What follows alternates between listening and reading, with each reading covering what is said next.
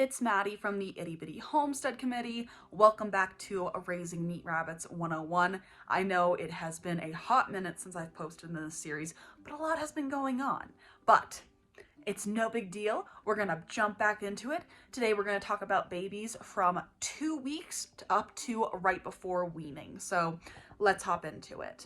In the age of 10 and 14 days, you're going to see if your babies are starting to open their eyes. Biggest thing here is that we don't want any boogies, we don't want any crusties, or anything that could show that they have nest box eye.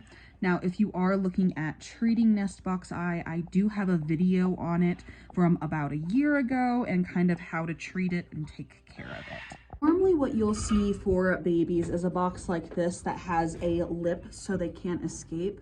But as your babies start getting up into the 2 and 3 week age range, you'll start seeing that they're going to get out of the nest box but can't get back in.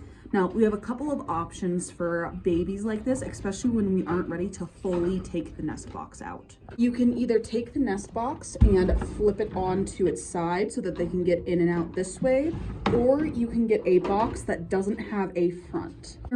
Either way, this allows for very young babies who can't thermoregulate quite yet to get in and out of the box as they please without getting too chilled. Something I also start doing between the 2 and 3 week age range is I start introducing more hay and a bit of pellet into the nest box so the babies can start eating that along with mom's milk. Remember, as we get to this age, we're going to start looking for signs of weaning enteritis.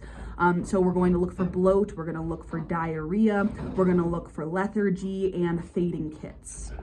Now, if you have anything like that, the biggest thing you're going to want to do is to pull pellets, push all hay, and to push fluids if you can. Electrolytes are going to be your friend. But unfortunately, when it comes to weaning enteritis, you're not going to be able to save them all. Now, as the babies get older, normally around 3 or 4 weeks, I completely take out the nest box and just allow them to be with mom. Now, as babies get larger and bigger, we're looking at around the 3 to 4 week age mark. They're going to be more interested in eating mom's pellets. So it's important to make sure that we keep our feeders full and that we provide water to them so that they get the chance to eat and to grow. Now, with larger litters, you're going to have less space like we do here. This is a 36 by 36 inch cage. This is normally our larger brooder size, but with the amount of babies that Lizzie has in here, it's just more difficult to manage a larger litter. With that being said, you can move them up larger depending on the size and your needs and your capabilities when it comes to raising the babies. Now, again, the biggest thing we want to look at this age is for poopy butts and any signs of weaning enteritis, which could be fatal to kits this age.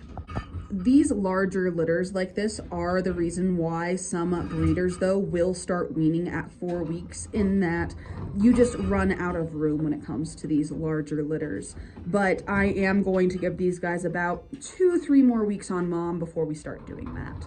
Those are the biggest points to kind of focus on when we're looking at babies between 2 and 4 weeks. Now, I say 2 to 4 weeks because a lot of people start weaning at 4 weeks. That isn't my preference. I like weaning around 8 weeks, but that's something we're going to talk about more in the next video. We're going to talk about weaning babies, we're going to talk about separating them, and we're going to talk about rebreeding mom. So that's going to be the next episode. But I just want to say thank y'all for hanging in there with me. It's been a really rough couple of weeks, but we're doing better, we're moving forward, and thank y'all so much. And I'll see you in the next one. Bye.